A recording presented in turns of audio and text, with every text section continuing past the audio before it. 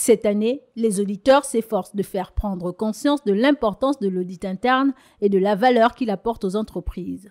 Réunis à Libreville dans le cadre de l'Internal Audit Day, sous le triptyque Se connecter, mettre en lumière et impacter, un effort porté par l'Institute of International Auditors. Un auditeur aujourd'hui peut, dans son parcours professionnel, travailler dans les RH, travailler dans le marketing, travailler dans la communication, travailler dans la comptabilité, travailler en tant que contrôleur de gestion. Pourquoi? Parce qu'il audite tout ça.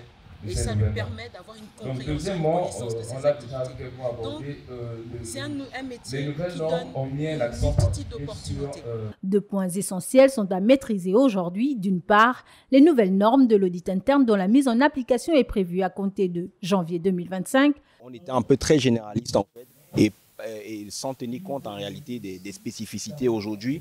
Comme ça a pu être dit, le secteur public en fait est pris en compte en fait. Or, dans l'ancien, on travaillait comme si en fait le secteur public, voilà, ce qui se fait dans le secteur privé se fait facilement dans le secteur public. Or, il y a les sujets de nomination, par exemple, des auditeurs internes qui se fait, et donc du coup, ce serait très difficile en fait pour les auditeurs internes du secteur public de s'approprier ces normes-là. Et d'autre part, la mise en adéquation de la formation aux besoins des entreprises pour l'optimisation de l'insertion des jeunes diplômés. Un peu tout l'environnement et surtout toutes les modifications qui ont eu attrait.